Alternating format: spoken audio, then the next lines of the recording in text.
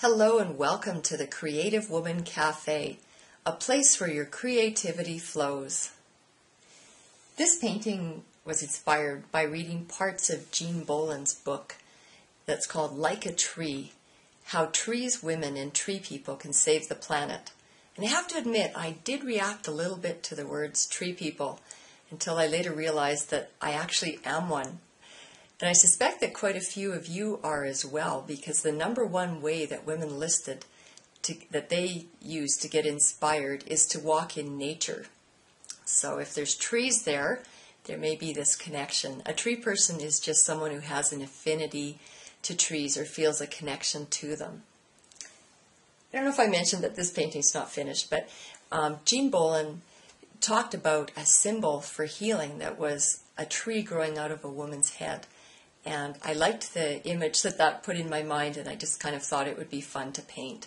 So this is maybe halfway done. It definitely needs a fair bit more work. So I just wanted to tell a story about trees that I experienced a couple of years ago.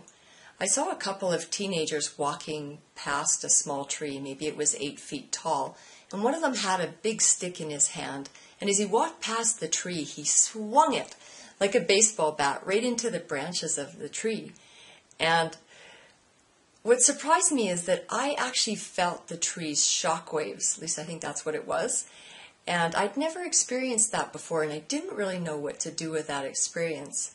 So I really resonated with something that Jean Boland said. And that's that soul recognizes soul. And that's why we're drawn to trees. And I thought that's really interesting because there was definitely something I felt there. So I really liked what she said about that. And that's maybe why we're so drawn to nature, is that we feel that connection to it. We feel a oneness. So a couple of weeks ago, I was reading a magazine and it had an article about creativity. That's why I picked it up.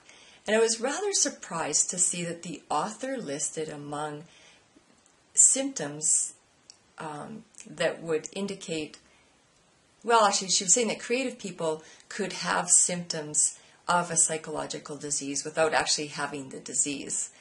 And among those is what I would sort of classify as spiritual or mystical experiences.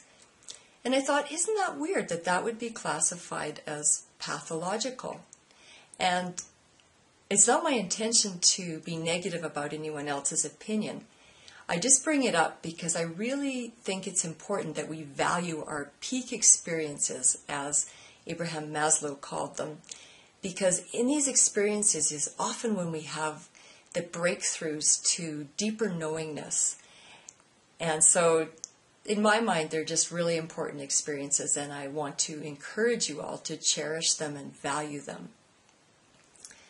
And Jean Boland mentions this as well, and I kind of like the way she said it. I'll just paraphrase, but I'll put it on the website as well.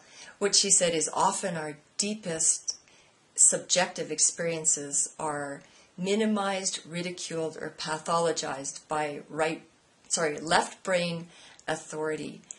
And that was really good for me to hear, because then I could put it into context, and it's the right brain actually that feels the oneness and the connection to everything.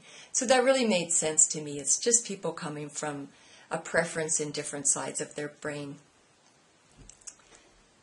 So again, I just want to encourage you to value these experiences and maybe be a little careful who you share them with, just so that they don't get snuffed out by people's negative opinions about them, just when something's trying to emerge from you.